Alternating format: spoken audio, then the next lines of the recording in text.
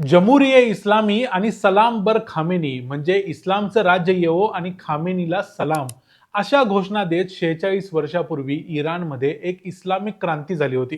त्या अगोदरचा इराण हा एक विकसित राष्ट्र होता जिथं मोठ्या प्रमाणावर मॉडर्नायझेशन झालं होतं. एक अमेरिका किंवा युरोपमध्ये ज्या प्रकारचं कल्चर आहे तसंच कल्चर इराणमध्ये होतं. पण तरी देखील इराणनं एक इस्लामिक क्रांती निवडली, एक इस्लामिक राष्ट्र निवडलं आणि इराणमध्ये इस्लामचं राज्य आलं. त्यानंतर आता मात्र घड्याळाचे काटे परत एकदा फिरलेले आहेत. परत एकदा इराणमध्ये लोक रस्त्यावर आलेले आहेत. आता रस्त्यावर आलेले लोक म्हणतात की मुल्लाज मस्ट लिव्ह इराण, म्हणजेच मुल्लांना इराण सोडावंच लागेल. आणि आताचे लोक असं देखील म्हणतायत की खामेनीला मृत्यूदंड द्या.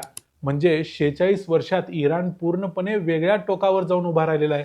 46 वर्षापूर्वी हेच लोक रस्त्यावर उभे राहिलेले होते आणि म्हणत होते की इस्लामचं राज्य आलं पाहिजे, धर्माचं राज्य आलं पाहिजे. आता मात्र त्यांची डिमांड उलटी आहे.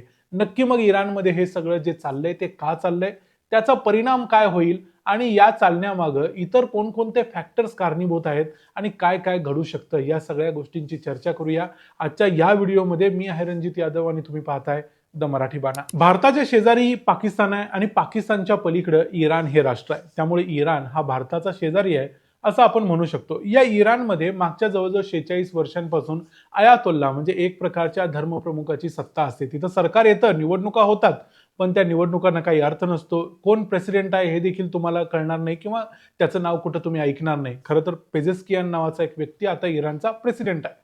पण इराणमध्ये या अयातुल्ला खोमेनीची सत्ता असते आणि तो म्हणेल त्याप्रमाणे देश चालतो. सध्या अयातोल्ला अली खोमेनी यांचं इराणवरती राज्य आहे. इराणमध्ये अनेक शहरांमध्ये मागच्या जवळजवळ 6 दिवसांपासून एक प्रकारचं आंदोलन चालू झाले. या आंदोलनामध्ये व्यापारी आहेत, विद्यार्थी आहेत, स्त्रिया आहेत, पेन्शनर्स आहेत, इतर तरुण आहेत, इतर अनेक सर्व वर्गातले लोक आहेत, गरीब आहेत, श्रीमंत आहेत, सगळे लोक रस्त्यावर उतरलेत. आणि त्या सगळ्यांची एकच मागणी आहे की ज्या ज्या मुलांनी या देशावर ताबा घेऊन ठेवलेला आहे त्यांना इराण सोडावं लागेल आणि इथून त्यांनी जावं लागेल आणि अयातुल्ला खोमेनी जो आहे त्याची हत्या करून त्याला संपवलं पाहिजे. हे सगळे लोक असं म्हणतायत आणि अशा प्रकारचे हे जे प्रोटेस्ट आहेत, आंदोलन आहेत, ते इराणमध्ये सर्व शहरांमध्ये चालू आहे. मग इराणची राजधानी तेहरान असेल, इस्फहान असेल, शिराज असेल किंवा हमादान, या सगळ्या शहरांमध्ये आंदोलन चालू आहे. आणि या लोकांचं हे आंदोलन होण्याचं सगळ्यात मोठं महत्त्वाचं आणि स्पॉन्टॅनस कारण हे आहे की इराणचं जे चलन आहे त्या चलनाची जी व्हॅल्यू आहे ती जवळजवळ संपलेली आहे. म्हणजे ते चलन घेऊन जवळजवळ तुम्ही काही खरेदीच करू शकत नाही अशी परिस्थिती निर्माण झालेली आहे. आता सध्या $1 बरोबर 90 रुपये अशी किंमत आहे, हे तुम्हाला माहिती आहे. आणि एकदा जर रुपयाची किंमत 1 रुपयानं देखील घसरली तर आपण लगेच म्हणायला लागतो की सरकार काय करते. पण इराणमध्ये $1ची किंमत इराणच्या करन्सीमध्ये किती आहे माहिती आहे? 14,20,000 रुपये. म्हणजे $1 ज्या वस्तू विकत घेता येतात तेवढ्याच वस्तू विकत घ्यायला इराणचे 14,20,000 रुपये लागतात. म्हणजे अशी परिस्थिती इराणमध्ये आलेली आहे. म्हणजे इराणमध्ये जे कोणी म्हातारे लोक असतील, पेन्शनर असतील, ज्यांनी लाखो रुपये भविष्यासाठी म्हणून गोळा करून ठेवले असतील, समजा एखाद्या व्यक्तीनं जर 10 लाख रुपये गोळा करून ठेवले असतील रिटायरमेंटसाठी, तर त्या 10 लाख रुपयांची किंमत आज $1 एवढीच आहे. म्हणजे त्या 10 लाख रुपयामध्ये तो जास्तीत जास्त 2 पिझ्झा विकत घेऊ शकतो. याच्या पलीकडे काहीही आता सध्या इराणमध्ये येत नाही.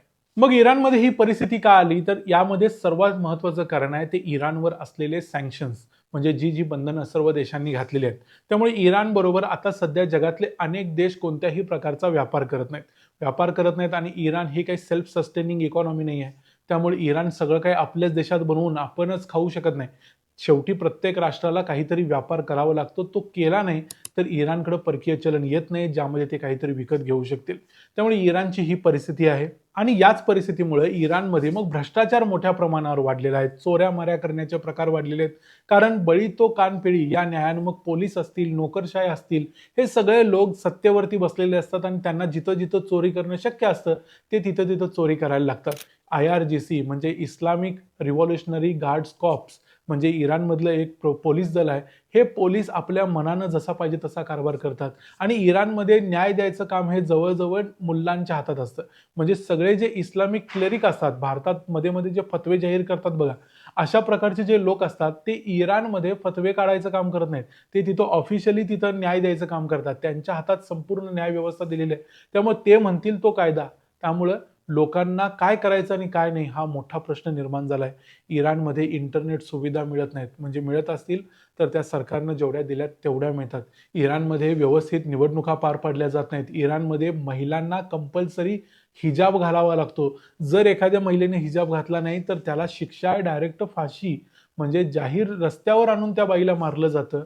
इतकी गंभीर शिक्षा दिली जाते. त्यामुळे या आंदोलनामध्ये महिला देखील मोठ्या प्रमाणावर उतरलेल्या आहेत, कारण त्यांना देखील आता या हिजाबपासून स्वातंत्र्य पाहिजे आहे. कारण इराणमध्ये जवळजवळ 46 वर्षापूर्वी जेव्हा पहलवीचं राज्य होतं, शहाचं राज्य होतं, त्यावेळेला महिला मुक्तपणे फिरत होत्या आणि आपल्याला जे पाहिजे ते घालत होत्या.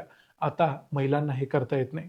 डोनाल्ड ट्रम्प यांनी इराणवरती सँक्शन्स आणखी जास्त वाढवलेले आहेत. मागच्या जून महिन्यामध्ये इराण आणि इस्रायल यांच्यामध्ये एक 12 दिवसांचं युद्ध झालं होतं. या युद्धामध्ये देखील इराण असं म्हणत होता की आम्ही जिंकलो.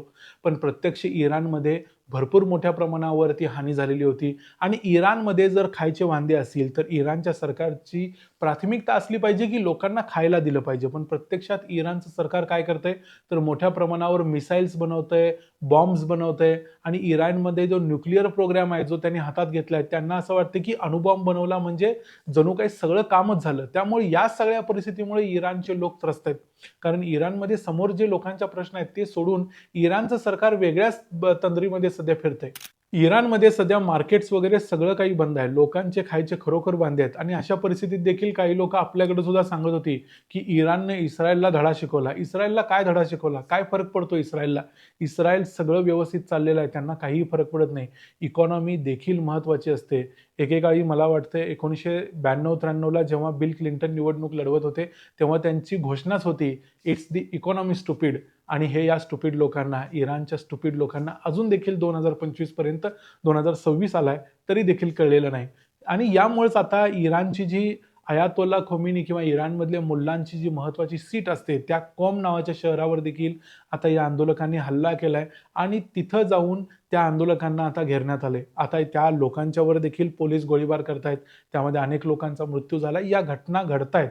पण तरी देखील इराण आता कदाचित या अयातुल्ला खोमेनींचा शेवट करू शकतो. या पद्धतीनं इराणमध्ये लोकांच्याकडून पावलं उचलली जात आहेत. अमेरिकेचे एक सिनेटर आहे टेड क्रूज, ते असं म्हणतात की आता अयातुल्ला खोमेनी यांचे दिवस भरलेले आहेत आणि त्यांचा शेवट जवळ आलेला आहे. पण याबद्दलच्या नक्की गोष्टी होतील की नाही, की इराण शस्त्राच्या बळावर हे सगळं बंड मोडून काढेल आणि शस्त्राच्या बळावर जर बंड मोडायला गेलं तर अमेरिका याच्यामध्ये उतरेल आणि इराणच्या सरकारला धडा शिकवेल, याबद्दल आता तरी शंका नाही. कारण डोनाल्ड ट्रम्प यांनी त्यांचे मनसुबे अशा पद्धतीने जाहीर केलेले आहेत. त्यामुळे इराणमध्ये नक्की काय होतं, त्याचा जगावरती काय परिणाम होतो आणि जगभरातल्या अनेक राष्ट्रांना, जे मुस्लिम राष्ट्र असतील किंवा आणि इतर धर्मियांचे राष्ट्र असतील, ज्यांना ज्यांना असं वाटतं की धर्माचं राष्ट्र श्रेष्ठ, त्यांच्यासाठी हा इराणचा धडा हा महत्त्वाचा आहे. तो प्रत्येकानं घ्यावा. भारतातही ज्यांना धर्माचं राष्ट्र हवं असतं त्यांनी देखील हा धडा घ्यायला हरकत नाही. कारण देशामध्ये कोणत्याही पद्धतीची लोकशाही असणं ही देशातली सर्वात सुंदर गोष्ट असते, जी आज इराणकडे नाही आहे. हा व्हिडिओ तुम्हाला आवडला असेल तर व्हिडिओला लाईक करा, चॅनलला सबस्क्राईब करा. पुन्हा भेटू पुढच्या व्हिडिओमध्ये. तोपर्यंत पाहत रहा द मराठी बाणा. जय हिंद, जय महाराष्ट्र.